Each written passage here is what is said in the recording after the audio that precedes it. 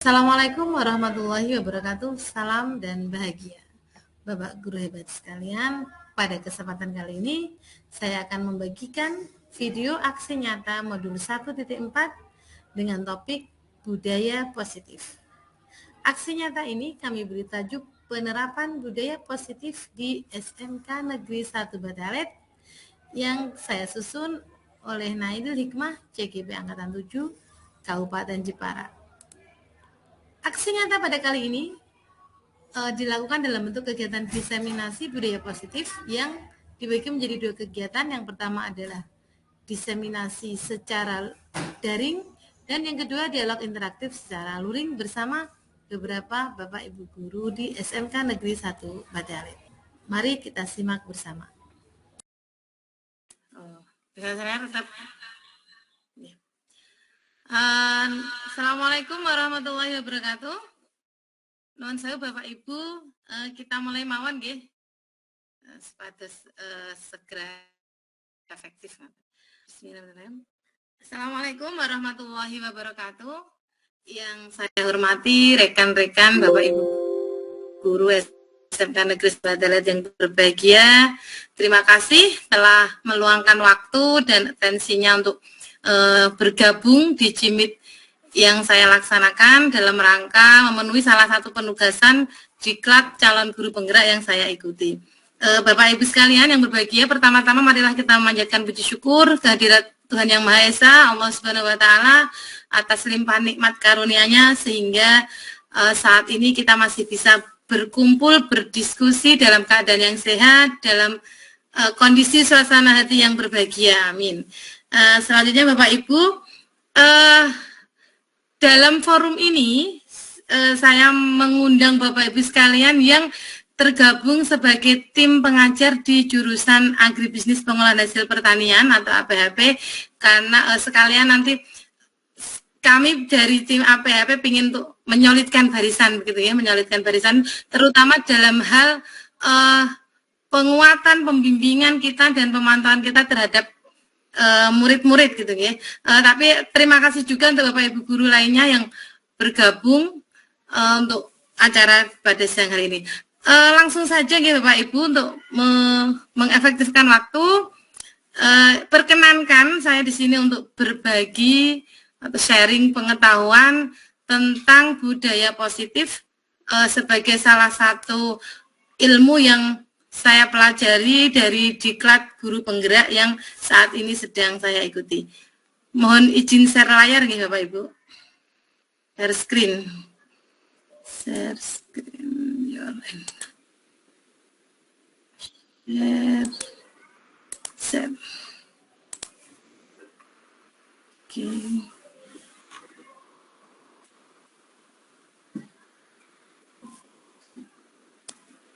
Terlihat ada, sampun terlihat dari Bapak Ibu? Terlihat belum Bu?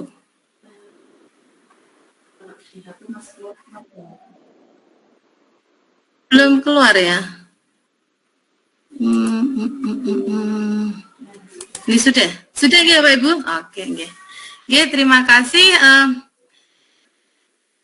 Diseminasi modul 1.4 di sini saya beri tajuk menumbuhkan budaya positif, yang mana konsep inti yang akan kita bahas nanti ada 6 konsep inti, yaitu ada disiplin positif dan nilai-nilai kebajikan universal, teori motivasi, hukuman dan penghargaan dan restitusi, keyakinan kelas, kebutuhan manusia dan dunia berkualitas, 5 posisi kontrol dan segitiga restitusi. Sebelumnya kita perlu menyamakan persepsi apa sih yang dimaksud dengan budaya positif. Budaya positif merupakan nilai-nilai, keyakinan-keyakinan dan kebiasaan-kebiasaan di sekolah. Ya, ini kita membicarakan tentang budaya positif di sekolah, ya, yang berpihak kepada murid, yang mendukung agar murid dapat berkembang menjadi pribadi yang kritis, penuh hormat dan bertanggung jawab.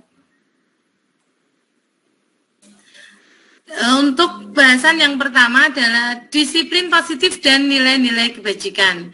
Sebelum membahas lebih lanjut, mohon pendapat dari Bapak Ibu guru jika ada pernyataan sebagai berikut. Yang pertama, hukuman dapat mendisiplinkan anak atau murid. Apakah Bapak Ibu setuju? Mungkin ada yang bisa memberikan pendapatnya, monggo. Setuju atau tidak setuju dengan pernyataan tersebut? Monggo Bapak Ibu. Apakah hukuman memang efektif untuk mendisiplinkan murid?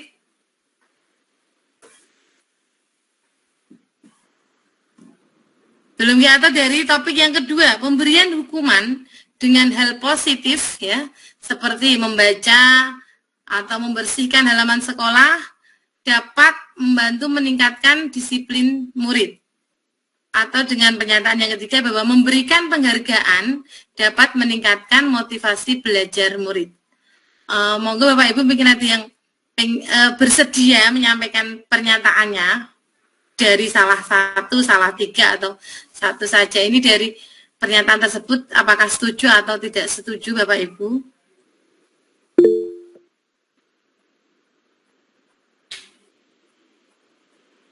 Belum ada nggih? Izin Bu Naili. Oh, nggih, monggo Bu, terima kasih. Izin untuk ini ya, memberikan pendapat.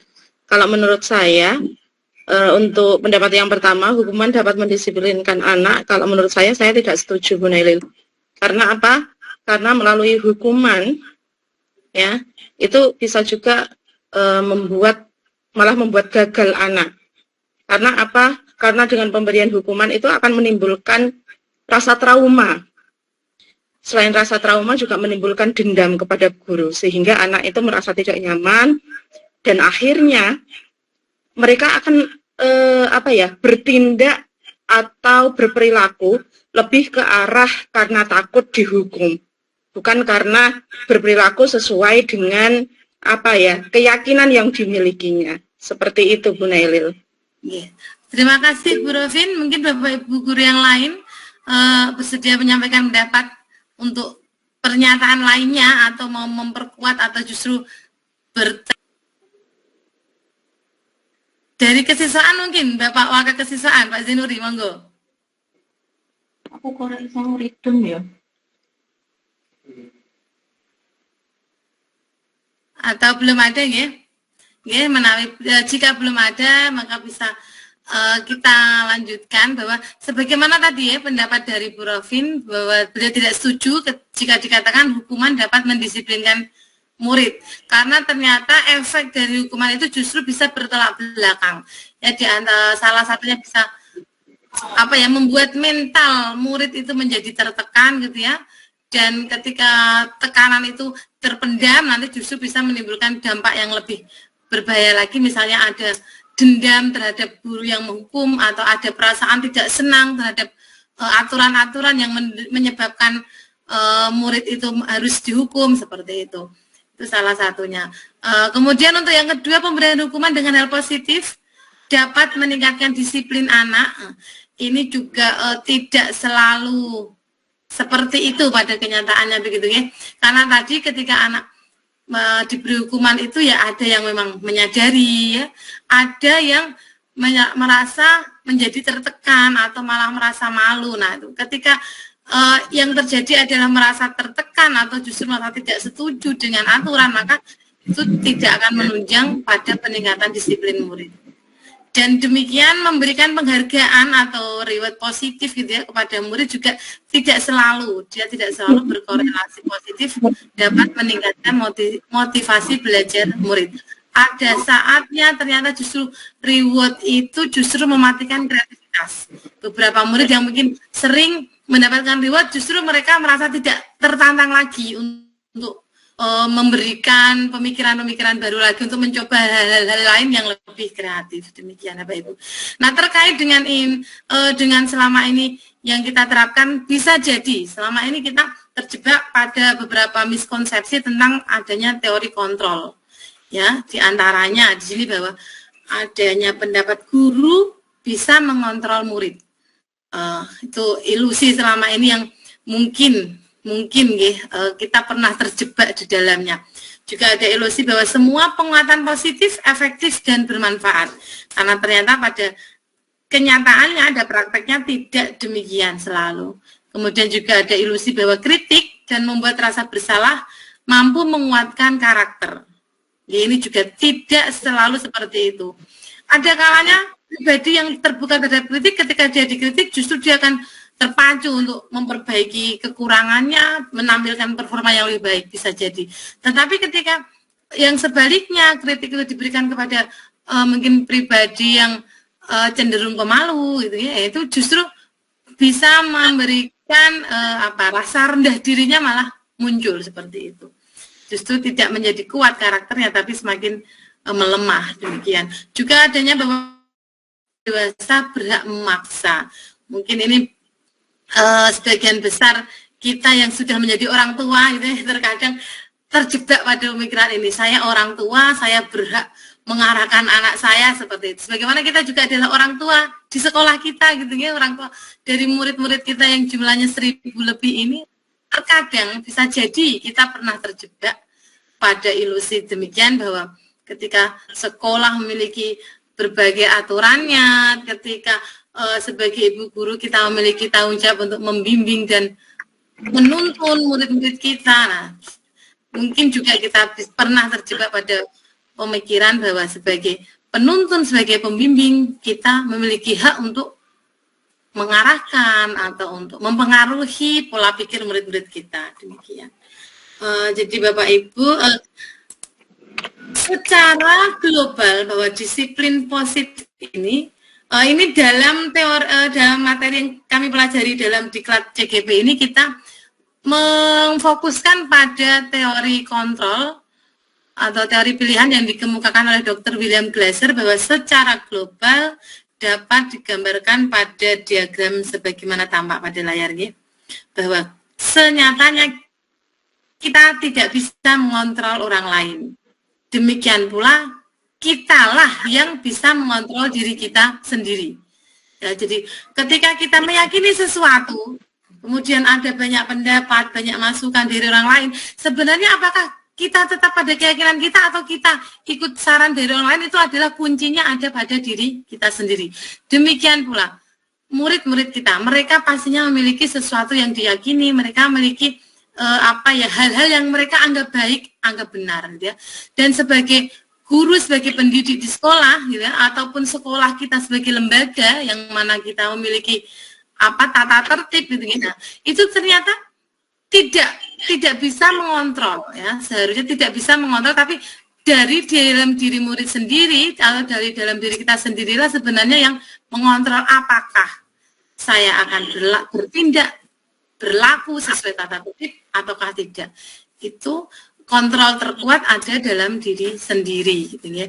Nah, berangkat dari keyakinan inilah ya, maka kita perlu meluruskan bahwa disiplin ini bermakna bahwa disiplin merupakan belajar untuk mengontrol diri dengan menggali potensi agar tercapai tujuan mulia, yakni sesuatu menjadi seseorang yang kita inginkan berdasarkan nilai-nilai yang kita hargai, nilai-nilai yang kita yakini. Kemudian juga ada teori yang kedua bahwa semua perilaku memiliki tujuan. Kita mau melakukan apa, itu memiliki tujuan. Tujuan inilah kemudian yang karena adanya tujuan ini kemudian yang mengacu pada munculnya teori motivasi. Motivasi apa yang menggerakkan ketika seseorang melakukan sesuatu atau memiliki perilaku tertentu. Dan dari motivasi itu nanti akan berkembang menjadi motivasi tadi yang motivasi ekstrinsik, ada motivasi intrinsik. Nah, motivasi intrinsik ini adalah berkembang atau berakar kuat dari nilai-nilai kebajikan yang diyakini. Dan pada tataran teknis di lapangannya, nilai-nilai kebajikan ini bisa diwujudkan dalam keyakinan kelas yang diyakini bersama atau keyakinan sekolah. Kemudian juga ada yang berikutnya adalah model berpikir menang-menang, ya, mencari win-win solution, juga adanya kolaborasi dan konsensus menciptakan pilihan baru. Nah, di sini nanti kita akan bicara tentang 5 posisi kontrol. 5 posisi kontrol, kemudian dalam pelaksanaan prakteknya 5 posisi kontrol nanti kita akan membahas tentang atau kita akan mempraktekkan tentang segitiga restitusi. Kemudian juga ada teori yang keempat, pandangan dari teori kontrol yang keempat adalah bahwa realita kebutuhan kita berbeda antara satu dengan yang lain. Walaupun kita sama-sama pendidik SMK 1 Bataret, murid-murid kita sama-sama murid SMK 1 Batalet sama-sama berasal dari wilayah Batalet, sama-sama di jurusan yang sama misalnya, ternyata kebutuhan mereka sebenarnya adalah berbeda-beda.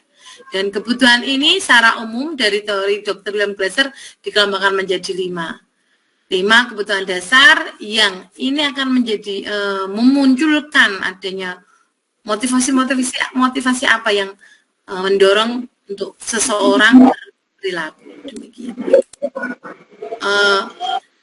Marilah sebelum bahas dan disiplin positif, mari kita kembali lagi memaknai disiplin. Bahwa secara harfiah awalnya disiplin itu berasal dari bahasa Latin disiplina yang artinya belajar. Belajar di sini konotasinya adalah disiplin diambil dari disiplin diri dari murid-murid Sokrates dan Plato pada zamannya dulu, yang mana disiplin ini mampu membuat orang untuk menggali potensinya menuju sebuah tujuan, ya, tentang nilai-nilai apa yang dia hargai, yang dia yakini. Akan tetapi pada pelaksanaan, pada perjalanannya saat ini, ya, pada budaya kita, budaya pendidikan di negara kita, disiplin ternyata mengalami distorsi makna. Disiplin menjadi terkesan adalah sesuatu yang harus dilakukan seseorang pada orang lain untuk mendapatkan kepatuhan. Nah ini, ya, kepatuhan. Nah, supaya orang lain, supaya murid-murid kita disiplin berarti murid yang patuh terhadap aturan-aturan yang ada di sekolah itu yang berkembang saat ini di budaya pendidikan kita. Dan kecenderungan umumnya, ya, karena tadi adalah dilakukan untuk mendapatkan kepatuhan, kecenderungan umumnya disiplin justru menimbulkan ketidaknyamanan, gitu ya, adanya rasa terpaksa, adanya rasa kayak dituntut, tuntutan dari orang lain, gitu ya, sehingga ketika melakukan perilaku itu adalah bukan berasal dari kesadaran dirinya sendiri. Itu beberapa distorsi makna disiplin yang ada di sekitar kita. Selanjutnya kita masuk ke bahasan yang kedua adalah tentang teori motivasi, hukuman, dan penghargaan dan restitusi. Motivasi perilaku manusia dari Diana Glasser secara umum membagi motivasi perilaku manusia menjadi 3. Yang pertama adalah motivasi untuk menghindari kenyamanan atau hukuman. Ketika murid mengerjakan tugas, dia karena dia takut jika tidak mengerjakan akan dihukum atau diberi sanksi oleh guru, maka dia mengerjakan. Nah, itu termasuk motivasi yang pertama, untuk menghindari ketidaknyamanan atau hukuman. Kemudian motivasi yang kedua untuk mendapatkan imbalan atau penghargaan dari orang lain. Ketika murid melaksanakan mengerjakan soal-soal dengan sungguh-sungguh, dia berharap mendapat nilai yang 100, mendapat nilai yang terbaik. Itu termasuk contoh motivasi yang kedua. Motivasi menghindari hukuman, mendapat penghargaan, ini dikategorikan sebagai motivasi ekstrinsik atau motivasi yang berasal dari luar diri individu, gitu ya, dipengaruhi oleh hal-hal yang berasal dari luar diri kita sendiri. Kemudian kelompok motivasi yang ketiga adalah untuk menjadi orang yang mereka inginkan atau yang kita inginkan, ya, atau untuk menghargai diri sendiri dengan nilai-nilai yang kita percayai. Jadi ketika kita berangkat sekolah tepat waktu, ketika murid-murid kita mengerjakan tugas tepat waktu, nah, ketika yang mendasari mereka itu adalah karena dia pengen mengukur apakah saya ini selama ini saya belajar tuh memang paham atau tidak, pengen menghargai dirinya, ya, dan mengamalkan nilai-nilai yang diyakini. Ketika dia meyakini bahwa patuh pada orang tua, pada guru itu termasuk birrul walidain juga, ya, termasuk maka ketika dia yakin itu dan ketika dia mengerjakan tugas karena dia sadar untuk menghargai kemampuan dirinya itu sendiri, nah ini termasuk contoh motivasi yang ketiga. Dan karena ini berpusat kepada dirinya, ya, berakar dari diri sendiri, maka ini dikategorikan sebagai motivasi intrinsik. Nah, Bapak Ibu, dalam pengamalan praktek restitusi ini sebenarnya arahnya adalah bagaimana kita bisa memperkuat penumbuhan motivasi intrinsik pada diri murid-murid kita, gitu ya, pun pada diri kita sebagai pendidik, sehingga ketika kita melaksanakan tugas-tugas gitu ya, melaksanakan tagihan-tagihan dari pembelajaran, itu berasal dari ini kesadaran kita, karena kita menghargai potensi yang ada pada diri kita. Demikian juga karena murid itu bagaimana ketika dia mentaati peraturan, oh masuk jam 7, berarti harus hadir di sekolah sebelum jam 7.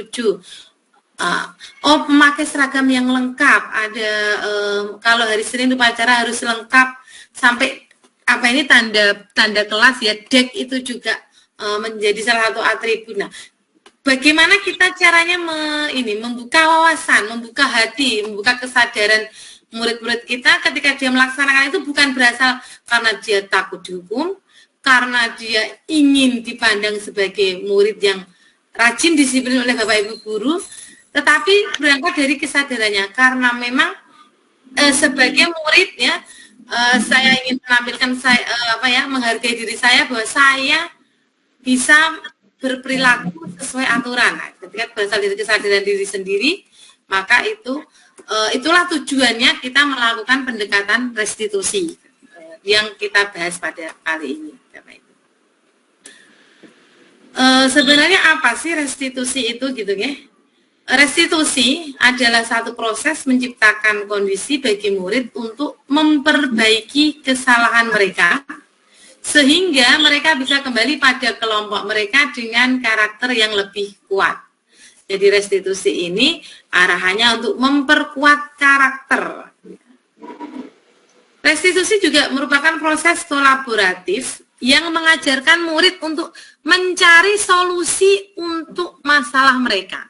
Jadi dalam hal ini juga mengajak murid kita untuk terbiasa berpikir mendalam, berpikir reflektif, ya, bernalar kritisnya dikembangkan supaya bisa menemukan solusi-solusi terhadap permasalahan-permasalahan yang dihadapinya. Juga membantu murid berpikir tentang orang seperti apa yang mereka ingin menjadi atau pengen menjadi pribadi yang seperti apakah mereka di masa depan gitu ya. Nah itu. Juga bagaimana mereka harus bersikap atau memperlakukan orang lain. Ini dikemukakan oleh Goosen ya, Diana Goosen. Bahwa proses restitusi itu jadi bukan kita memaksakan pemahaman kita tentang pentingnya peraturan kepada murid, tidak, tapi bagaimana kita mengarahkan supaya murid itu terbuka, menyadari, oh saya memang salah di sini. Kalau saya salahnya seperti ini, lalu apa yang harus saya lakukan untuk memperbaiki kesalahan saya? Itu supaya mengarahkan bagaimana saya murid mampu berpikir terbuka, mendalam, mencari solusi untuk masalah-masalah yang mereka hadapi. Demikian. Bapak Ibu, karena kita mari mencermati karakteristik ya dari 3 hal berikut: hukuman, konsekuensi, dan restitusi. Jadi pada teori awalnya gitu ya, mengapa hukuman diberikan gitu kan, kenapa ada budaya yang memberikan hukuman di sekitar kita, adalah sebenarnya tujuannya pengen supaya murid-murid itu menjadi disiplin gitu ya. Tetapi kalau berdasarkan teori yang dikemukakan oleh Goosen ini ternyata hukuman itu merupakan identitas gagal. Artinya apa? Hukuman itu dinyatakan tidak bisa mengantarkan murid untuk menjadi pribadi yang disiplin positif tadi gitu ya. Nah, kemudian selain hukuman ada beberapa upaya penertiban lainnya yang kita kenal dengan konsekuensi dan restitusi, yang ini dianggap sebagai identitas sukses atau bisa mendukung penguatan karakter, membentuk siswa yang meyakini tentang disiplin positif gitu ya. Nah, dari karakteristiknya bisa kita lihat, hukuman adalah sesuatu yang menyakitkan, yang harus terjadi. Tapi konsekuensi itu harus terjadi. Ketika restitusi itu adalah merupakan pilihan. Kenapa pilihan? Karena ini adalah berangkat dari kesadaran murid sendiri, kesadaran murid sendiri untuk melakukan perbaikan seperti itu. Hukuman umumnya itu tidak nyaman untuk anak pada waktu panjang karena tadi bisa memberikan tekanan ya, bisa memberikan efek emosi, tetap memberikan tidak nyaman gitu ya, tapi hanya jangka pendek. Sementara restitusi justru karena dia berangkat dari kesadarannya sendiri justru itu akan mendukung penguatan karakter, menguatkan anak, menguatkan murid untuk jangka waktu yang lebih panjang. Kalau dilihat dari segi korban atau yang didolimi gitu ya, dan ketika hukuman diberikan, nah itu yang mendapat dampak hanya pelaku, sementara korban tidak mendapatkan keadilan. Gitu ya. Konsekuensi juga tidak selalu bisa memperhatikan apa manfaat yang bisa diterima oleh korban gitu ya. Tetapi ketika kita restitusi, menerapkan restitusi, maka kita harus berpikir bagaimana korban itu mendapatkan ganti dari kerugian yang ditimbulkan oleh perilaku kita yang kurang tepat seperti itu. Jadi kata kuncinya mungkin di sini ada contoh prakteknya ya. Ketika yang kita terapkan kepada murid kita itu adalah bentuk hukuman, itu adalah kata-kata gini. Peraturannya adalah seperti ini, maka kamu harus begini. Peraturannya kita memakai sepatu pantofel warna hitam. Maka kamu sepatunya ya harus pantofel warna hitam. Sepatu tidak pantofel, sepatu cat tidak sesuai aturan. Sepatunya tidak warna hitam berarti tidak sesuai aturan. Nah, ini seperti ini kayak ibaratnya kaku gitu ya. Sementara kalau pada konsekuensinya kita mulai mengajak murid untuk melihat pada peraturan, tapi kita juga sudah mensosialisasikan oleh wali kelas, pastinya pada awal masuk kita selalu ditekankan mensosialisasikan tata tertib itu. Bahkan draft tata tertib itu dikirimkan kepada orang tua gitu, untuk menerima feedback. Akan tetapi pada pelaksanaan selama ini kan belum ada feedback yang benar-benar kemudian mempengaruhi dari draft yang sudah disusun oleh tim gitu ya, seperti itu. Nah, maka bisa jadi ketika kita menemui kita tidak sesuai tata tertib ya, misalnya memakai sepatu cat gitu ya. Jadi mereka mau mengemukakan alasan, kan hujan, sepatu pantofel saya basah misalnya. Ini kan olahraga. Ini pada restitusi, pada pelaksanaan restitusi, murid bisa mengemukakan ini, dan kita sebagai pendidik harus bisa memfasilitasi ya, apa opini murid itu kita dengarkan dengan baik. Nah, kita harus bisa mengarahkan mereka. Benar, pendapat mereka itu benar, kita tidak bisa menyalahkan mereka gitu ini. Oke, kalau ketika sepatunya basah, sepatu mungkin hanya punya pantofel satu, dia kemudian pakai sepatu cat gitu ya, basah Pak, wong musim hujan, daripada saya tidak memakai sepatu, saya punyanya sepatu cat ini saya pakai. Nah, itu. Nah, kita harus bisa tetap tidak menyalahkan anak, tapi bagaimana kita mengarahkan supaya mereka menyadari. Oh iya, walaupun menyadari bahwa yang dia lakukan ketika itu tidak sesuai dengan kesepakatan yang sudah disepakati melalui tata tertib, maka mestinya dia ada kesadaran, sadar bahwa itu memang kurang pas gitu ya, atau keliru. Nah, kemudian ketika mereka sudah menyadari bahwa ada kekeliruan di situ yang berasal dari dirinya, maka kita ajak mereka untuk kemudian kalau seperti ini, langkah perbaikan yang akan kamu lakukan apa? Nah, itu yang perlu kita komunikasikan seperti itu nih. Kemudian sebagai dampak akhirnya adalah bahwa ketika hukuman itu yang kita berikan, maka murid itu bisa jadi akan membenci adanya peraturan. Ketika itu yang kita berikan konsekuensi, ya murid dia cukup menghormati. Oh iya, memang peraturan itu benar, aturan itu harus ada. Cuma kesadarannya untuk mematuhi itu belum sepenuhnya berasal dari pemahaman diri sendiri, masih ikut ya, karena itu aturan sudah disepakati, maka saya harus menghargainya, harus melaksanakannya ya, masih ada pengaruh-pengaruh dari luar. Tapi ketika yang kita praktekkan adalah restitusi, maka murid akan menghormati dirinya, menghormati orang lain, menghormati sekolah yang memiliki aturan gitu ya, sehingga itu berasal dari kesadaran diri sendiri. Nah, secara umum ketika praktek itu pendisiplinan berupa hukuman itu adalah akan menghasilkan sesuatu yang negatif. Nah, ketika upaya pendisiplinan dengan konsekuensi itu netral gitu ya, wajar saja. Ketika restitusi bisa kita terapkan, kita praktekkan di sekolah kita, maka ini nanti akan secara perlahan-lahan membentuk suatu disiplin positif, membentuk lingkungan, akhirnya positif bisa terwujud di sekolah kita ini. Demikian Bapak Ibu.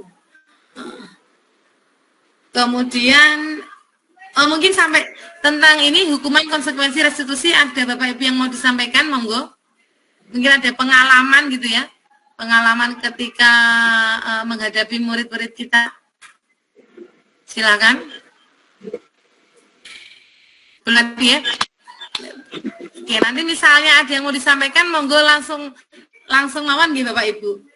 Langsung menyampaikan pendapatnya. Oke, selanjutnya saya lanjutkan kepada keyakinan kelas. Kenapa sih harus keyakinan kelas, tidak peraturan saja itu ya? Kenapa perlu kelas? Padahal kita kan sudah terbiasa dengan kata-kata tata tertib sekolah, peraturan sekolah. Mengapa harus ubah menjadi keyakinan kelas? Jadi upaya memperkenalkan atau membudayakan keyakinan kelas ya, filosofi keyakinan kelas ini adalah salah satu upaya yang kita lakukan Bapak Ibu untuk mendukung munculnya atau tumbuhnya motivasi intrinsik dalam diri murid kita. Ya, mengarahkan pada murid-murid kita untuk kembali kepada nilai-nilai atau keyakinan-keyakinan yang bisa menggerakkannya dibandingkan sekedar mengikuti serangkaian peraturan-peraturan tadi. Jadi untuk menumbuhkan motivasi intrinsik dibandingkan sekedar sebagai motivasi eksternal untuk menghindari hukuman dan sebagainya. Keyakinan kelas kalau dalam dianggap dalam satu siklus atau lingkaran untuk membentuk budaya positif di sekolah Bapak Ibu, maka peraturan sekolah itu ada di intinya. Peraturan sekolah ada di lingkaran kecilnya saja. Bagaimana supaya peraturan itu bisa diterima oleh seluruh warga sekolah dengan legowo, dengan lapang ya, ketika dipahami dengan lapang, maka ini peraturan-peraturan ini perlu kita sosialisasikan, perlu kita tanamkan menjadi keyakinan kelas, lingkaran yang lebih luas, keyakinan kelas ya. Kemudian ketika keyakinan kelas itu bisa disepakati ya, disosialisasikan, disepakati, dipahami oleh seluruh warga kelas atau warga sekolah, maka akan menjadikan iklim belajar di sekolah kita ini menjadi lingkungan yang positif. Ketika lingkungan belajar sudah positif, maka budaya positif di sekolah kita akan terwujud. Demikian Bapak Ibu. Nah, sebenarnya keyakinan kelas, bagaimana karakteristiknya membedakan antara keyakinan kelas dengan peraturan? Keyakinan kelas itu bersifat sesuatu yang abstrak, Bapak Ibu. Jadi kata-katanya abstrak, tidak langsung berwujud teknis gitu ya. Misalnya kalau tata tertib diwujudkan masuk sekolah pukul 7.00, maka keyakinan kelasnya bisa kita wujudkan saya sepakat hadir sekolah tepat waktu. Jadi abstrak, tidak secara teknis. Kemudian berupa pernyataan yang universal ya. Universal, menyeluruh, tidak terbatas oleh suku, agama, ras, bahasa gitu ya. Tapi bersifat umum, bisa diterima oleh segala kalangan. Kemudian dibuat dalam pernyataan positif ya. Pernyataan positif. Tidak ada ungkapan negatif ya. Jadi tidak melaksanakan, misalnya saya menyepakati misalnya menjaga kebersihan kelas gitu ya. Nah, saya menyepakati membuang sampah di tempatnya. Tidak ada kata-kata tidak membuang sampah sembarangan, tidak, tapi dipakai dengan pernyataan yang positif. Ya, upayakan keyakinan kelas itu universal sedikit saja supaya mudah diingat ya. Jika perlu bisa dibuat kayak singkatannya gitu ya, akronimnya yang mudah diingat. Ya. Kemudian sesuai dengan kondisi kelas, kondisi sekolah sehingga mudah diterapkan. Ya, ideal muluk tetapi memang bisa dilaksanakan. Jadi tidak diawang-awang seperti ini. Ini juga keyakinan kelas ini ketika sudah disepakati bersama maka harus disosialisasikan, diwartakan, kalau perlu ditempel poster-posternya supaya setiap saat warga kelas, warga sekolah itu bisa melihat. Ketika hampir lupa, ingat lagi seperti itu. Dan dalam penyusunan keyakinan kelas ini maka semua warga sekolah, warga kelas harus dilibatkan. Demikian Bapak Ibu tentang keyakinan kelas. Ini kita mungkin jika belum semuanya mempraktekkan, bisa kita mulai praktekkan di kelas kita masing-masing ya Pak Ibu nih. Bagaimana menyepakati di jam pelajaran kita ini kesepakatan apa ya, atau mungkin Bapak Ibu yang wali kelas bisa mengarahkan, bimbing anak-anaknya di kelas masing-masing untuk menyepakati tentang keyakinan kelas, mulai membangun nilai-nilai kebajikan yang diyakini bersama oleh seluruh warga kelas. Selanjutnya Bapak Ibu, untuk pelaksanaan praktek restitusi, di sini ada 5 posisi kontrol yang selama ini kita terapkan sebagai pendidik dalam upaya menunjukkan disiplin positif yang ada di sekolah. Ya. Nah, posisi kontrol yang pertama adalah memberi hukuman. Ya. Tadi seperti kata-katanya, peraturannya seperti ini, maka kamu harus taat seperti ini. Itu kunci yang mencirikan adanya posisi kontrol memberi hukuman. Yang kedua, membuat rasa bersalah atau membuat merasa bersalah, ya, menyadarkan murid bahwa dia salah dengan kata-kata yang cenderung ada menyindirnya, gitu ya, sehingga murid merasa bersalah, gitu ya. Kemudian bertindak sebagai teman, ya, mencoba menyadarkan dengan kata-kata yang lebih ramah, lebih akrab, gitu ya. Kita mencoba memahami posisi mereka sebagai murid, sebagai teman, kemudian sebagai pemantau. Pemantau ini ya berpedoman pada sebagai pemantau kita paham betul aturan di sekolah bagaimana, kita pantau apa yang di perilaku murid itu apakah sesuai dengan tata tertib atau tidak. Jadi sebagai pemantau ini lebih banyak kita melakukan catatan-catatan gitu, sesuai apa tidak, jika tidaknya seperti apa gitu. Nah, kemudian posisi kontrol yang kelima adalah posisi kontrol sebagai manajer. Sebagai manajer ini lebih banyak nanti yang melaksanakan praktek restitusi adalah posisi kontrol sebagai manajer. Mungkin lebih lanjut kita bisa lihat uraiannya. Contoh penerapan 5 posisi kontrol. Misalnya permasalahan yang terjadi adalah siswa datang terlambat ke sekolah. Nah, kemudian penyikapan dari guru ya, atau guru yang memberikan pembinaan adalah menyuruh murid lari keliling halaman 30 kali. Nah, ini salah satu contoh praktek memberikan hukuman. Ya.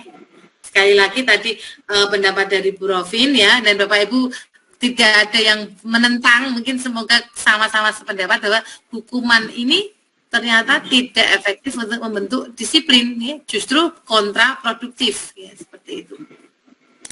Nah, ketika yang kita lakukan terhadap siswa yang terlambat adalah dengan berkata seperti ini, berapa kali Bapak Ibu harus beritahu kamu bahwa sekolah masuk jam 7, sebelum jam 7 kamu harus hadir.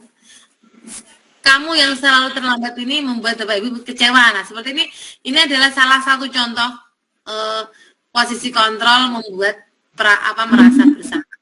Ya, kita memberikan kata-kata yang membuat anak-anak itu merasa, aku salah, aku selalu mengecewakan Bapak Ibu guru, belum bisa mendapat nilai yang bagus, misalnya seperti itu. Jadi merasa bersalah. Nah, misalnya untuk yang posisi yang ketiga adalah sebagai teman. Nah, ini dengan bahasa yang lebih akrab gitu ya. Ayo dong, ikuti aturan sekolah. Tolong dibantu Bapak Ibu. Nah, misalnya ada yang kita sebagai wali kelas, ada yang anak murid kita itu sering sering tidak masuk tanpa keterangan. Kita mengatakan, kenapa tidak masuk? Ayolah, Mbok menjadi yang rajin. Mbok kamu kasihan kepada ibu guru ditegur oleh kepala sekolah, kamu sering tidak masuk, misalnya seperti itu ya. Misalnya, atau kalau dalam konteks kita di jurusan itu ada anak PKL gitu ya, yang ini permasalahan yang masih hangat sekali, baru kami alami. Misalnya siswa PKL kami ada yang ya tadi tidak rajin, kemudian kita ditegur gitu ya oleh pemiliknya. Nah, itu kemudian ketika pembahasan pada mulai adalah kamu enggak ini toh kasihan sama Bapak Ibu sama Ibu guru sama sekolah itu loh selalu jika kamu tuh sering nggak masuk terus sampai ditegur, nanti kalau adik-adik kelasmu jadi tidak bisa berkesempatan PKL di sana bagaimana? Nah, itu adalah contoh ketika posisi kontrol yang kita terapkan adalah sebagai teman, kata-kata seperti itu gitu ya, mencoba akrab gitu ya, seperti itu. Kemudian ketika sebagai pemantau, maka kita pegang pada aturan ya, pada aturannya seperti ini. Kamu sudah melanggar peraturan, sudah tahu konsekuensinya. Keterlambatan datang dapat menjadi contoh teman-teman yang lain. Jadi besok diusahakan jangan terlambat ya sebagai pemantau. Ketika ada kata-kata berikan jawaban muridnya ya Bu gitu ya, seakan-akan mengarahkan murid untuk menjawab ya gitu ya. Untuk mau tidak mau harus patuh pada peraturan seperti itu. Nah, ketika sebagai manajer, nah ini kita akan mencoba memberi kesempatan pada murid untuk menyadari kesalahannya sendiri. Apa kamu tahu kesalahanmu? Ya Bu, saya terlambat. Sudah tahu terlambat ini, kenapa bisa terlambat? Bisa jadi murid tersebut biasanya tidak terlambat, tiba-tiba hari tersebut terlambat. Bisa jadi karena mungkin ada sepeda motornya gembes di jalan, atau mungkin tiba-tiba ibunya minta gitu ya, sehingga jadi terlambat, tidak tolong diantar ke pasar dan sebagainya seperti itu. Nah itu ketika kita mempraktekkan restitusi sebagai manajer, maka kita akan memberi kesempatan kepada murid untuk menyampaikan argumennya atau menyampaikan alibinya, pendapatnya, dan kita mengarahkan supaya murid menyadari sendiri bahwa yang dilakukan itu adalah tidak sesuai dengan kesepakatan atau peraturan yang ada di sekolah. Nah, kemudian juga kita mengarahkan supaya murid berpikir bagaimana harusnya perbaikan diri atau penyelesaian masalah yang dilakukan. Kita mengarahkan, tidak langsung kamu harusnya gini-gini, tidak akan penyelesaian, tapi kita mengarahkan supaya murid itu terbiasa berpikir positif untuk menyelesaikan permasalahannya. Ya. Dan bagaimana ketika ternyata murid itu tidak bisa menemukan solusinya, malah diam terus, kan tidak efektif. Nah, itu peran kita di situ untuk gimana kita memberikan kata-kata pemantik gitu ya, supaya murid itu bisa memikirkan solusinya apa. Kita pantik supaya lebih efektif, karena jika kita tunggu, bisa jadi kita tunggu murid untuk berpikir menemukan solusi, bisa jadi ada beberapa yang tidak ketemu solusinya, dia malah lama, tidak efektif. Nah itu peran kita di sini adalah memberikan pertanyaan-pertanyaan pemantik ya, yang bisa mengarahkan akhirnya mereka menemukan ide-ide apa. Gitu. Misalnya saat olahraga, dia melempar bola terlalu keras sehingga terkena temannya sampai jatuh harus ke UKS misalnya. Itu kan, kalau seperti itu menurutmu kamu melakukan kesalahan apa? Ketika dia solusinya mau apa, dia masih bingung misalnya, kita berikan pertanyaan romantis. Kamu kasihan enggak dengan temanmu yang sakit itu? Ya benar. Terus sakit itu apa menurutmu apa yang akan kamu lakukan? Kemudian dia punya ide. Jika diperlukan nanti ya saya antar ke puskesmas Bu, misalnya seperti itu. Jika diperlukan nanti ada biaya, saya bantu biaya atau bagaimana. Nah, saya antarkan pulang misalnya seperti itu. Mengupayakan bagaimana solusi itu berangkat atau ditemukan sendiri oleh murid. Itu salah satu praktek mengambil posisi kontrol sebagai manajer. Selanjutnya, ini beberapa contoh Bapak Ibu kata-kata kunci yang bisa menjadi karakteristik atau menjadi identitas posisi kontrol apa yang selama ini kita laksanakan. Ya. Ketika kita melakukan, saya kecewa dengan kamu, dengan perilaku kamu, saya kecewa kamu itu banyak alpanya, itu adalah kita menerapkan posisi kontrol pembuat merasa bersalah. Nah, ketika yang kita katakan dengan Gimana kalau kamu kok tidak pernah mengerjakan soal dengan benar? Gimana kamu praktek kok tidak pernah berhasil? Nah, ini maka posisi kontrol kita adalah sebagai penghukum. Ini harusnya yang kita hindari. Ya. Kemudian ketika kita menanyakan apa rencanamu, misalnya praktek membuat roti bantat, ya, nah nek rotinya bantat seperti ini, padahal nanti kan ujian praktek penilaian kenaikan kelas membuat ini. Kamu rencananya bagaimana? Anak kemudian akan berpikir, oh saya mau berhasil lagi Bu, saya nggak seperti itu. Itu berarti kita menerapkan posisi kontrol sebagai manajer. Nah, ketika kita seolah-olah menghibah gitu ya, menghibah mengajak mereka sadar, ayolah lakukan demi Bapak Ibu guru, jangan sering bolos lagi lah, supaya kelas kita tidak dicap jelek oleh guru lainnya, oleh sekolah. Nah, itu kita berarti mengambil posisi kontrol sebagai teman. Okay. Dan ketika kita seolah-olah berikan warning gitu ya, kamu jika tidak menyelesaikan keluar, itu kita bersifat sebagai pemantau dan warning, peringatan kepada kita. Dari contoh-contoh ini tentunya insya Allah saya yakin Bapak Ibu guru sudah bisa menentukan posisi kontrol apa baiknya gitu ya, kita terapkan ketika kita ingin membentuk budaya positif melalui praktek disiplin positif dengan restitusi tadi. Tentunya yang kita mungkin akan banyak mengambil posisi kontrol sebagai manajer nih. Kemudian Pak Ibu pada tataran prakteknya gitu ya, bagaimana kita melakukan restitusi itu kepada murid-murid kita. Nah, ini mengerucut kepada praktek yang disebut segitiga restitusi, bahwa pelaksanaan restitusi itu digambarkan dalam bentuk segitiga. Tahapannya ada tahapan berbentuk segitiga.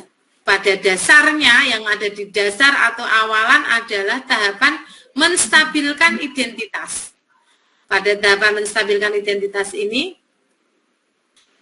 menjadi awal atau langkah pertama untuk membangun supaya murid bisa memahami bahwa tindakannya keliru, salah, kemudian bisa mengarahkan murid menanyakan keyakinannya dan menumbuhkan motivasi pada diri murid untuk melaksanakan atau menerapkan yang diyakininya. Jadi segitiga restitusi adalah satu proses dialog antara guru dengan murid agar murid dapat berpikir, dapat menghasilkan murid yang mandiri dan bertanggung jawab seperti itu. Penjelasannya begini Bapak Ibu, pada tahapan menstabilkan identitas, ya, ini contoh-contohnya adalah memberikan penguatan bahwa berbuat salah itu wajar, itu manusiawi, tidak ada manusia yang sempurna. Bapak Ibu guru pun pernah berbuat salah. Tetapi sekarang kita tidak akan melihat ke belakang kenapa salah. Nah, tapi kita harus berpikir ke depan, ketika kita sudah salah maka kita harus bagaimana gitu ya. Nah, dan menstabilkan identitas ya, menyadari, menggiri atau mengarahkan supaya murid itu menyadari bahwa memang dia melakukan kesalahan. Terkadang tuh bisa jadi kita menjumpai murid itu ya sebenarnya ya tidak melaksanakan aturan ya gitu ya, melanggar kesepakatan bersama tapi tidak sadar. Terkadang mungkin tugas kita adalah mengarahkan ya bagaimana supaya mereka menyadari bahwa ada kekeliruan yang mereka laksanakan. Setelah mereka menyadari identitasnya jelas, maka lanjut ke tahapan kedua adalah validasi tindakan yang salah. Divalidasi, oh dia sudah sadar kesalahannya pada bagian ini, tidak mengumpulkan tugas tepat waktu. Maka kita validasi, kok sampai mereka murid itu melakukan tindakan yang salah, kenapa? Kamu pasti punya alasan, jelaskan. Ya. Terus kenapa kamu, contoh-contoh kata-katanya seperti itu, kenapa melakukan itu pasti punya alasan, kenapa gitu ya. Nah, kamu melakukannya karena mempertahankan sesuatu yang penting, boleh. Tapi apakah menurutmu ini tidak melanggar hak orang lain? Nah, seperti itu ya. Jadi ada kesempatan mereka untuk memahami alasannya gitu ya, tapi juga kita sadarkan apakah ketika dia melaksanakan itu tidak ada hak orang lain yang dilanggar. Tahapan yang ketiga adalah dengan menanyakan keyakinannya. Ya, ini adalah berpijak pada teori kontrol bahwa restitusi itu adalah untuk menumbuhkan motivasi intrinsik gitu ya, supaya murid itu sadar bahwa ketika mereka melakukan kekeliruan tersebut itu tidak sesuai dengan keyakinan yang telah disepakati bersama. Diarahkan kepada menanyakan keyakinan. Demikian 3 tahapan tentang 3 praktek segitiga restitusi Bapak Ibu. Ini ada contoh pelaksanaan segitiga restitusi yang saya praktekkan terhadap murid di APHP saat itu yang mereka tidak mengikuti ujian praktek tanpa ditawan atau tanpa izin. Nah, ini sekilas saja, mungkin saya percepat. Ini yang melanggar.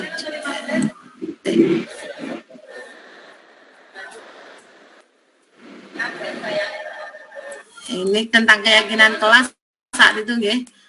Tidak hadir pada saat PKL. Nah, ini ketika tidak.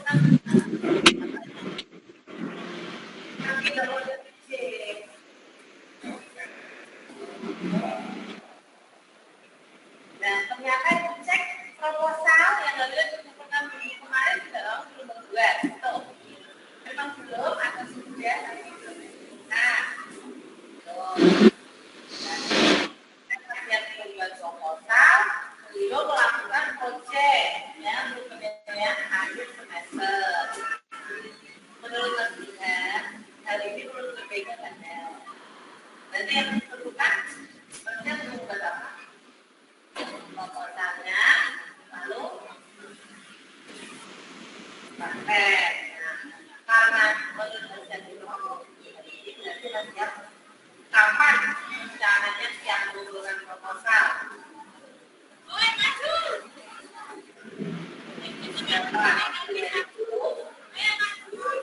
Formatnya sudah dipelajari ya, sudah ada kita sekarang dulu. Silakan proposal diselesaikan ya. Sesuai usulan proyek yang dulu disampaikan ya, mau membuat nanti jalan ya.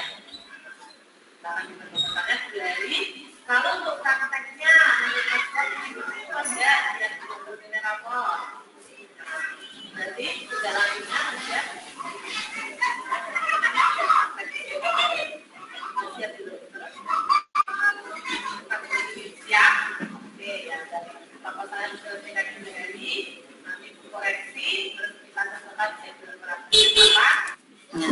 ya, demikian Bapak, itu contoh bagaimana kita mengarahkan supaya murid itu memahami salahnya di mana, kemudian dia punya inisiatif sendiri untuk perbaikannya gitu ya. Ketika dia terlambat tidak mengumpulkan proyek, ikut ujian praktek sesuai jadwal tanpa keterangan, maka dia harus siap mengumpulkan ketertinggalannya membuat proposal dan siap untuk melaksanakan praktek usulan secara mandiri seperti itu. Demikian Bapak Ibu, mungkin Bapak Ibu ada yang mau berbagi yang sudah pernah dilaksanakan tentang bagaimana restitusi kepada murid ya, menyadarkan dari kesalahannya, monggo. Ya Bapak Ibu, terima kasih. Misalnya belum ada melalui forum ini Bapak Ibu, kebetulan ini yang masih banyak bergabung adalah Bapak Ibu yang ada di mengajar, punya kelas di jurusan APHP. Saya mohon bantuannya, dukungannya nggih, supaya supaya murid-murid kita nggih, secara khusus mungkin murid-murid yang di APHP ini bisa karakternya bisa lebih baik lagi. Ya, misalnya dijumpai memang ada dari perilaku murid atau sikap murid yang perlu kita bahas atau kita carikan penguatan-penguatan positifnya, monggo untuk dikomunikasikan mawon. Untuk tim-tim inti di APHP, insya Allah kami juga akan siap membantu terjun ke lapangan, misalnya diperlukan adanya untuk dipanggil ke jurusan, diajak diskusi, atau mungkin home visit ke rumah-rumah ya, atau mungkin membantu menanyakan tagihan-tagihan kepada guru-guru mampu. untuk tim inti di ABAP saya terima kasih sekali untuk kesulitannya. Semoga ke depan kita semakin selalu. Terima kasih Bapak Ibu. Jika tidak ada yang akan disampaikan, saya cukupkan sekian untuk diseminasi saya pada siang hari ini. Terima kasih dan penghargaan yang setinggi-tingginya atas kesediaan Bapak Ibu semua bergabung. Wabillahi taufiq ya. Wassalamualaikum warahmatullahi wabarakatuh. Assalamualaikum warahmatullahi wabarakatuh. Waalaikumsalam warahmatullahi wabarakatuh. Ini saya bersama dengan rekan-rekan guru senior di SMA Negeri 1 Batalir. Saya ingin berdiskusi bersama beliau-beliau yang punya pengalaman banyak mengenai penerapan budaya positif dan penerapan restitusi yang selama ini ada di SMA Negeri 1 Batalir. Terima Pak, bagaimana kabarnya? Sehat semua ya? Alhamdulillah. Ya. Oke. Menikah dengan Pak Zainuri selaku wakil kesiswaan, yang di sebelahnya ada Bapak Haryanto, beliau sebagai pengampu sarpras, juga guru pengampu mapel PPKN, dan beliau sebelahnya adalah Pak Nugroho yang termuda di antara kami ya, paling narsis. Beliau juga bersinggungan langsung dengan murid-murid kami selama ini. Pak, kalau menurut panjenengan selama ini bagaimana kita menangani siswa yang terlambat gitu ya, atau yang siswa ada pelanggaran apa ya, mengumpulkan tugas tidak tepat waktu atau gimana? Selama ini sudah kita lakukan itu seperti apa ya?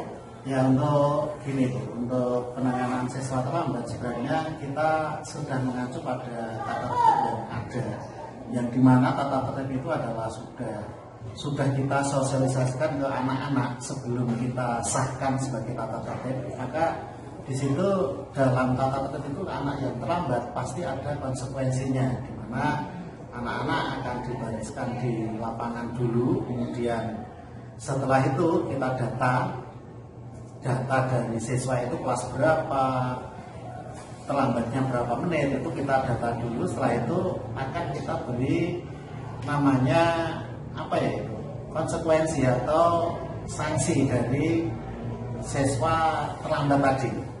Jadi anak-anak ya sudah tahu konsekuensi yang harus diterima kalau nanti terlambat, dan bila nanti kumulatifnya sampai 3 kali 4 kali dalam 1 minggu harus ada pemanggilan orang tua. Jadi itu semuanya sudah tahu, sudah transparan istilah kita. Transparan ya. Selama ini Bapak selama dalam tim kedisiplinan guru piket Pak ya? Saya ya. Pak, yang dilakukan misalnya ada ketika konsekuensi itu kan juga kita ketahui sudah ada di tata tertib konsekuensinya apa saja. Selama ini anak ketika misalnya sudah sering terlambat, terus kan kadang saya amati kebersihan, memungut sampah dan sebagainya, itu jenengan amati langsung di lapangan tuh anak merasa terpaksa atau mereka sadar atau malah apa ya, malas-malasan atau bagaimana ya Pak ya, reaksinya anak-anak gitu? Menurut saya Pak Heri. Pak Heri duduknya juga Pak? Gini. Pak itu kan kayaknya rajin duduknya, saya sering di depan itu. Iya. Anak gimana? Terpaksa Pak ya, terima, ya, saja. untuk awalnya memang mungkin mereka terpaksa, tapi lama-kelamaan mereka itu menyadari bahwa mereka itu melakukan kesalahan, terus kemudian mereka menjadi paham konsekuensi bahwa saya salah, kemudian mendapatkan itu kegiatan yang motivasi positif mereka. Ya. Di olahraga tak menjadi rumput itu, mereka sadar. Jadi kan kalau restitusi itu bukan kehukuman ya sebenarnya. Restitusi itu dari apa namanya kegiatan yang dilakukan demi anak sendiri. Intinya itu anak menyadari bahwa saya ini salah. Kemudian dari situ, dari dia melakukan kesalahan, harus ada yang namanya konsekuensi. Jadi sebenarnya konsekuensi itu nanti dia kayak membekas gitu, kemudian dibetul bahwa jadinya restitusi, membuat anak itu menyadari bahwa karena memang ada kekeliruan, ada tidak sesuai dengan nilai-nilai yang dia yakini, maka harus ada perbaikan, perubahan gitu. Nah, Nek dari data yang ada Pak ya, apakah siswa-siswa yang sering terlambat ini salah satu kasus saja dari terlambat? Rata-rata siswa itu saja atau? Ya, sebenarnya ya ada yang memang anaknya yang sering anak-anak itu saja. Tapi alhamdulillah selama ini setelah kita adakan konsekuensi dari atau kita beritahu atau kita beri pengertian supaya dia tidak terlambat dan kita beri konsekuensi itu, alhamdulillah selama ini semakin berkurang. Jadi tidak semakin tambah tapi semakin berkurang. Yang mulanya 15 jadi 10 kemudian jadi 5 dan bahkan kemarin itu ada sebelum hujan bahkan sampai 0, ada yang terlambat. Jadi itu sangat sangat ibaratnya membantu sekali untuk menertibkan anak. Jadi anak bisa, jadi itu sangat sangat ibaratnya membantu sekali untuk menertibkan anak. Jadi anak bisa lebih tertib. Menunjukkan anak mulai sadar. Tapi untuk kalau di musim hujan ini mungkin agak banyak lagi karena dengan cuaca. Jadi saya sebagai guru ya menyadari lah kalau memang pas musim ini ya agak toleran. Ya, apalagi anak-anak kita kan rumahnya di dalam hubungan, ketika lumayan medan yang ditempuh itu ya harus berhati-hati. Kalau menurut Pak Haryanto berapa? Pak Haryanto kan selama kan dekat dengan anak itu di kelas itu Pak Haryanto kan juga ya akrab dengan murid, pendalaman terhadap anak. Menurut Pak Haryanto anak-anak kita saat ini tingkat keyakinan mereka terhadap hal-hal positif yang sudah kita sepakati dalam peraturan sekolah tata tertib itu bagaimana? Oke. Terima kasih Nailil. Langsung saja saya menjawab apa yang menjadi pertanyaan dari Bu Nailil tadi. Ya, kembali lagi kepada kita adalah sebagai pembimbing, sebagai pendidik, sebagai pengajar di sini, yang tugasnya adalah mendewasakan anak yang belum dewasa. Itu tugas kita. Itu telah ditangani dengan baik oleh tim kesiswaan untuk menggiring anak menjadi anak yang sadar akan keberadaannya baik di sekolah dan nanti yang akan datang di dunia kerja. Sesuai dengan pemantauan saya selama ini bahwa teman-teman kita tim dari kedisiplinan itu adalah sudah memberikan nilai-nilai yang terbaik, menanamkan nilai-nilai yang terbaik kepada anak. Itu merupakan bentuk dari pengingkaran aturan yang ada di sini, sehingga nanti setelah diberikan penyadaran kepada anak-anak tentang nilai disiplin itu, anak menjadi merubah sikap perilakunya menjadi anak yang disiplin baik di sekolah dan seterusnya, dan kemudian nanti disiplin ini akan dibawa terus sampai nanti di dunia kerja. Itu yang pertama. Yang kedua adalah Bapak Ibu guru dalam menangani anak yang bermasalah itu sudah menerapkan sistem keterbukaan.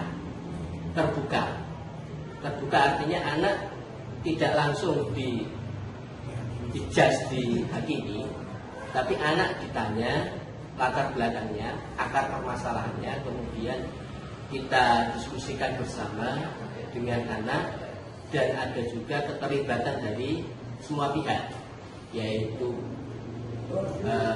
guru-guru teman sejawat dengan anak dan dengan orang tua, sehingga ada kebersamaan dalam penanganan anak ini dan ada keterbukaan dalam penanganan anak ini, sehingga guru nanti dalam memberikan solusi itu tidak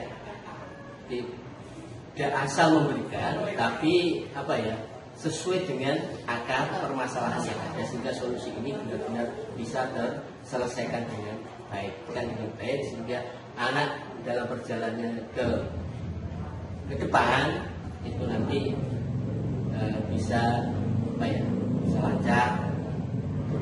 Kemudian rasa keadilan di sini tidak ada pilih kasih. dari Bapak Ibu. Anak semua diperlakukan sama secara adil, ini prinsip keadilan. Sehingga anak pada saat ditangani Bapak Ibu guru tidak merasa dia itu menjadi kesakitan, tapi dia itu merasa kasih sayang, diberikan kasih sayang dari Bapak Ibu guru, karena ini prinsip keadilan tadi. Sehingga anak itu benar-benar mau menerima, kemudian dia benar-benar merasa bahwa dia itu dihargai, memanusiakan manusia, dan dia itu tidak dijadikan sebagai objek untuk balas dendam emosional Bapak Ibu guru, tapi dia itu sebagai objek untuk kasih sayang. Begitu, sehingga anak itu nanti menjadi kedewasaan, dan ini akan membekas pada anak-anak setelah lulus dari sini, dan itu nanti akan diterapkan di kemudian hari di dunia mereka, di dunia kerja mereka. Responsibility, pertanggungjawaban. Kita menanamkan nilai tanggung jawab. Kalau memang dia itu sudah masuk dalam suatu lembaga, dan lembaga itu kan pasti ada aturan. Nah, dia juga harus tanggung jawab memposisikan dirinya sebagai satu kesatuan, sebagai sistem, sehingga kalau dia itu tidak melaksanakan satu hal saja dari nilai-nilai itu, maka semua akan menjadi kacau, karena ini sistem. Nah, itu amati dan kami lakukan di sekolah ini, sehingga anak-anak benar-benar nanti akan menjadi anak-anak yang insya Allah bisa berkualitas di depannya, dan kemudian di dunia kerja juga bisa diterima oleh masyarakat, budi, dan seterusnya. Itu. Alhamdulillah, berarti selama ini itu ya, walaupun mungkin tidak semua dari kita sudah belajar teorinya, tetapi sebenarnya yang kita lakukan di sini sudah merupakan rangkaian restitusi. Bagaimana kita memberi upaya penyadaran anak supaya timbul motivasi intrinsiknya, dan itu supaya tertanam, tidak hanya selama jadi siswa, sampai lulus, sampai beliau anak-anak itu berperan di masyarakat seperti ini, Bapak. Dan tentunya selama ini kita memang sebagai satu sistem tadi mengatakan bahwa kita harus bekerja bersama-sama, berkolaborasi, Pak. Ya, terima kasih Pak untuk sharingnya. Terima kasih, semoga ke depan ya, kita semakin solid ya. Walaupun tiap tahun anak yang kita bina juga mengalami perkembangan, mungkin juga beberapa waktu kita juga ketambahan teman-teman baru, semoga tetap kita solid ya, Bapak-bapak. Senior-senior tetap bisa membimbing ya rekan-rekan barunya. Terima kasih Pak ya. Demikian jejak pendapat mengenai pelaksanaan pembinaan yang telah kami lakukan di SMK Negeri 1 Batalet. Semoga kedepannya ini benar-benar membawa manfaat untuk anak didik kami dan untuk pendidikan di Indonesia. Terima kasih. Assalamualaikum warahmatullahi wabarakatuh.